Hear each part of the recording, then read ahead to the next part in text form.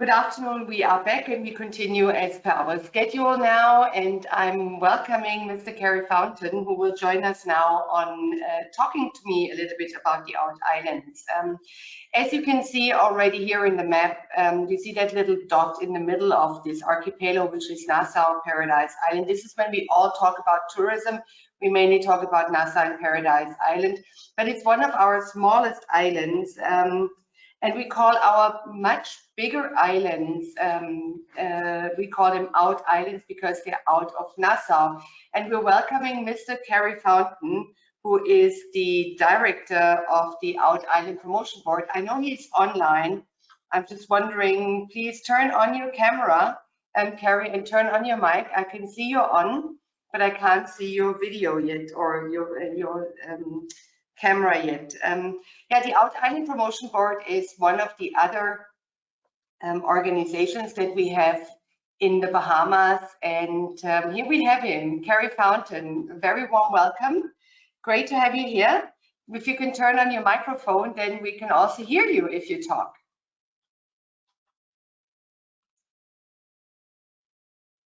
I turned off the camera again, and now it's got on.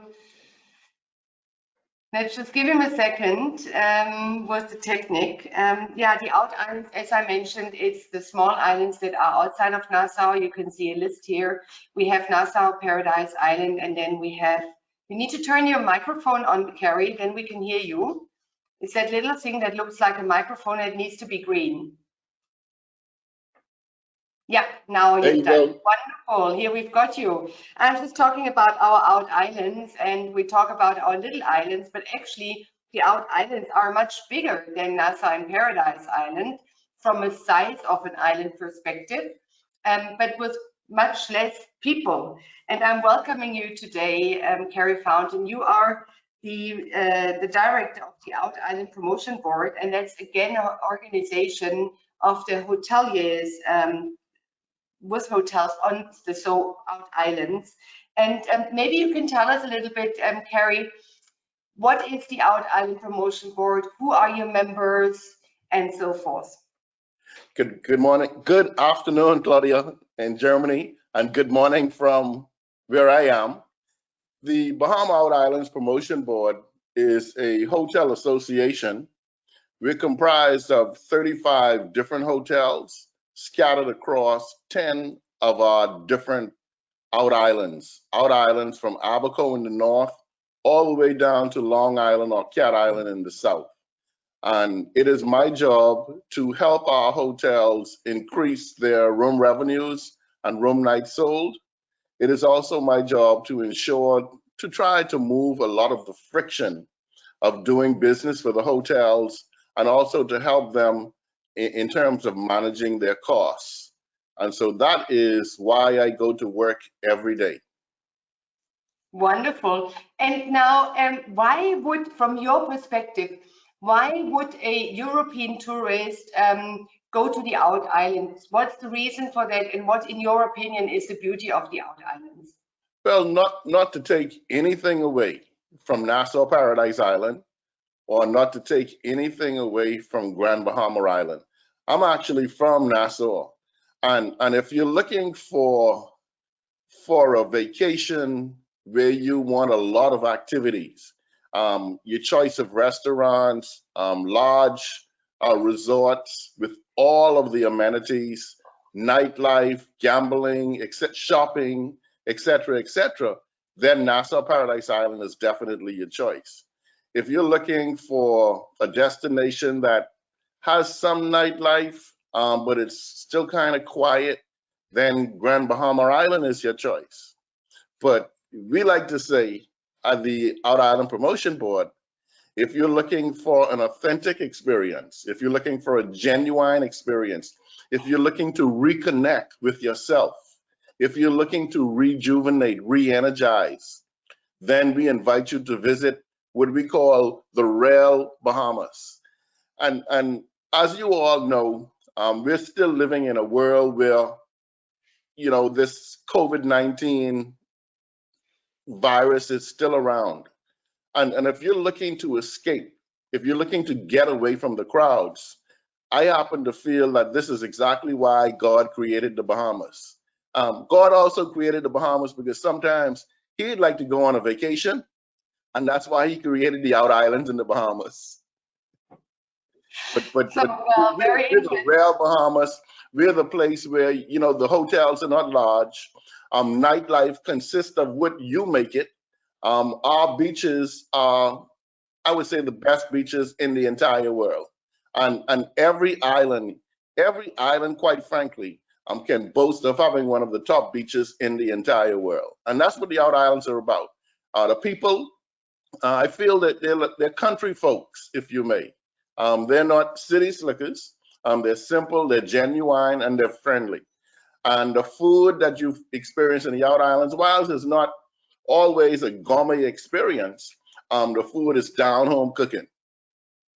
So that is why we invite you to visit our out islands.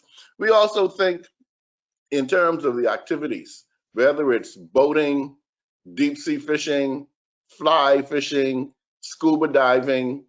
We have the best water sports we feel in the entire Bahamas. So those are the reasons why you visit the out islands. Carrie, is there a difference between the islands? If you look at the northern islands and the southern islands, are they all equal or are they all different, these islands? You know, Claudia, that's a very good question. Um, Certainly, as you go further south, say from Grand Bahama or the Abacos in the north, down to Auckland's Crooked Island in Nagua, you're going to find less development. You're going to find less people or residents on those islands. And the experiences too are different. And that's one of the things that we challenge our colleagues with, to really give me a one-liner. Why is Eleuthera different from Andros? Why is Exuma different from Long Island? For example, I've named Eleuthera the island of freedom and self-discovery. Why is that? As you can see on the map, Eleuthera is a very long island, about maybe 110 miles long, but it's dotted with little settlements. And when we say settlements, we mean little towns with interesting things to do, whether it's an interesting fish fry, whether it's an interesting bakery, whether it's an interesting restaurant, whether it's an interesting art gallery. And so I dubbed Eleuthera the island of self-discovery. So if you're staying on Eleuthera, what is highly recommended is one day rent a car. And if you're staying in the north, in North Eleuthera or Harbor Island, rent a car and drive as far south as you can go. And whatever little nook and crannies you see that fancies or picks your interest, stop and self-discover it. And for example, and then you go to Cat Island. Cat Island is not as long as Eleuthera, but I feel Cat Island because it's hilly. And when I say hilly, I'm relatively speaking, because the highest point in the Bahamas is only 206 feet.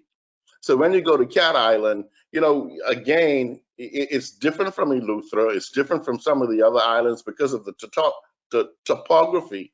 If you go to, for instance, Andros. Andros is the largest island in the Bahamas, the fifth largest in the Caribbean, but it is least developed. And to start off on the east coast of Andros and just cut across the bight, as you can see on the map, the little waterway, and go over to the west coast of Andros, there's nobody living there.